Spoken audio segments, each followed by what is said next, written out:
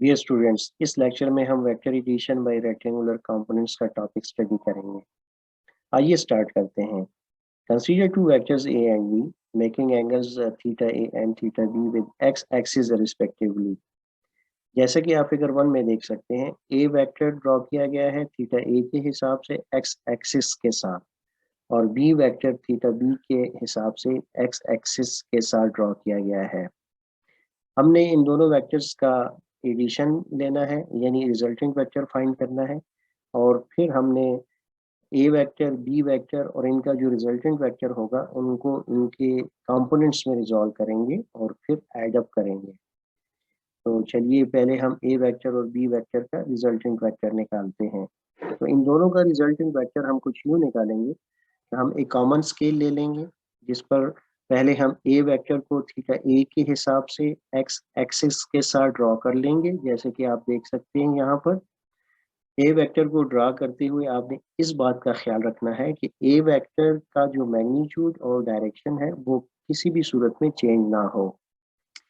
अब दूसरे स्टेप में हम बी वेक्टर को इस तरह से ड्रा करेंगे कि बी की टेल ए वेक्टर की हेड के साथ कोइंसाइड हो, और बी वेक्टर का मैग्नीट्यूड और डायरेक्शन बिल्कुल वही रहें जहाँ जो हमारे पास यहाँ पर गिवन है।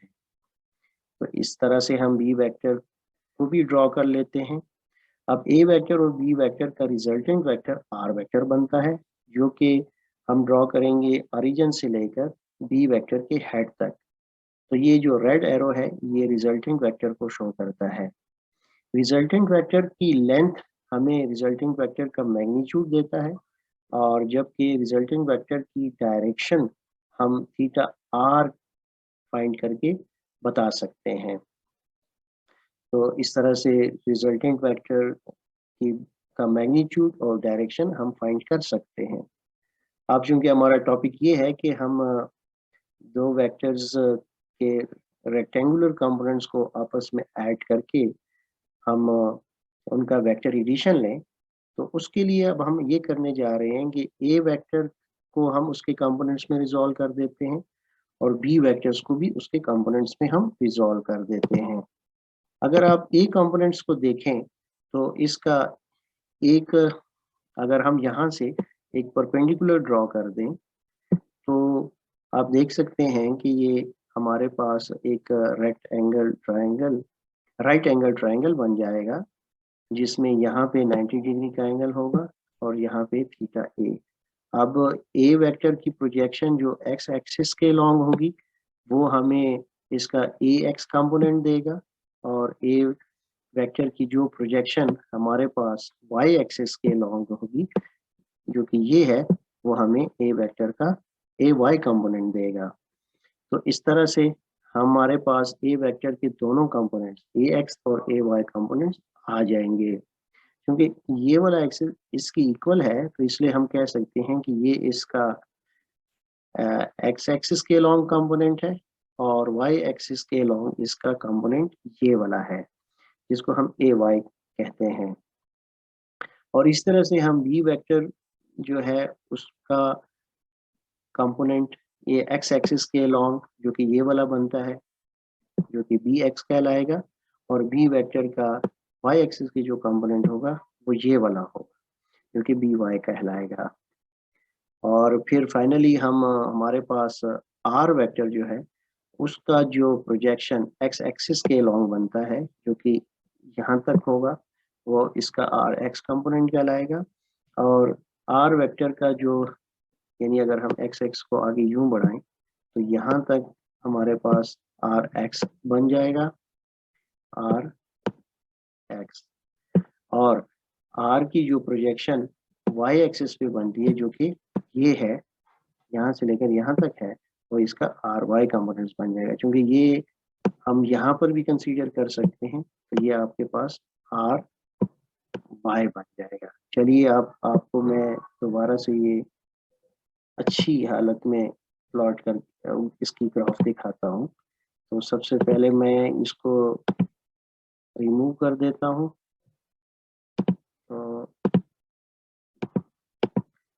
यहाँ से मैं इसको रिमूव करने के बाद आपको दिखाता हूँ कैसे इसका यहाँ पर आप देख सकते हैं। अब देखिए कि ए वेक्टर का यहाँ से यहाँ तक जो कंपोनेंट बनता है वो ए एक्स कहलाता है, जिसको हम ओ पी वेक्टर कह सकते हैं।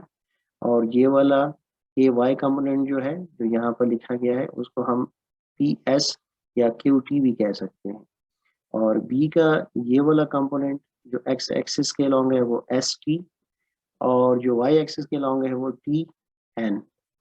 और इसी तरह से आर वेक्टर का जो एक्स एक्सिस के अलॉन्ग है वो आर एक्स, और जो वाई एक्सिस के अलॉन्ग है वो आर वाई। तो इस तरह से हम कहेंगे कि सबसे पहले जब हम X component of resulting vector R निकालेंगे तो वो हमारे पास कुछ यूं हम लिखेंगे कि from figure 2 we can write that OP is the X component of vector A, यानी this one OP is the x component of vector A, ST is the x component of vector B। आप देख सकते हैं ST is the x component of vector B, and as for the Rx component of R, that we can find like OQ, that you can see the Rx component of R. So OQ further equal to OP plus PQ. So we can write OQ is equal OP plus PQ. You know, PQ जो है वो ST की भी equal है, so we can write OQ is equal OP plus ST. So you can see OQ हमारे पास RX हो जाएगा, यानी RX जो कि इक्वल होगा AX प्लस BX। तो हमारे पास हो जाएगा RX is equal AX plus BX। अब इसका क्या मतलब है? इसका मतलब है कि the sum of the magnitude of x components of two vectors is equal to the x component of the resultant vector which is RX। अब हम y कंपोनेंट निकालेंगे, सॉरी यहाँ पे मैंने x लिखा है तो ये इसको आप y कंसीडर करें। y component of resultant vector r अब हम फाइंड करने जा रहे हैं। तो उसके लिए हमारे पास सबसे पहले हम देखेंगे कि a वेक्टर का y कंपोनेंट क्या है, जो कि पी एस है। इसलिए हम कहेंगे कि we can write that P S is the Y component of vector A. P S is the Y component of vector A. और बी का वाई कंपोनेंट क्या है? T N, and T N is the Y component of vector B. So now Q N, यहाँ से लेकर यहाँ तक, Q N is the R Y component of R vector. So Q N is the Y component of R vector. Hence हम कह सकते हैं कि क्यू एन जो है वो इक्वल है क्यू टी या P S plus T N. हम कह सकते हैं Q N is equal P S plus T N, जो कि अब देखें पी एस जो है वो क्यू टी की इक्वल है, तो हम कह सकते हैं कि O Q is equal, sorry Q N is equal, यहाँ पे मैंने गलती की है, Q N is equal to Q T plus T N. तो हम इसको ये भी कह सकते हैं। तो अब हमारे पास जो क्यू एन है वो यहाँ पे मैं इसको ज़रा आपके लिए करेक्ट कर दूँ, मिस्टेक को आप काइंडली सही कर लें। ये है क्यू और ये है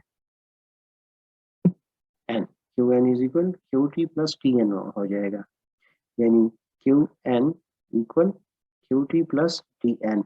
अब आप फर्दर देखें कि हमारे पास जो क्यू टी है वो ए वाई की इक्वल है और टी एन जो है वो बी वाई की इक्वल है।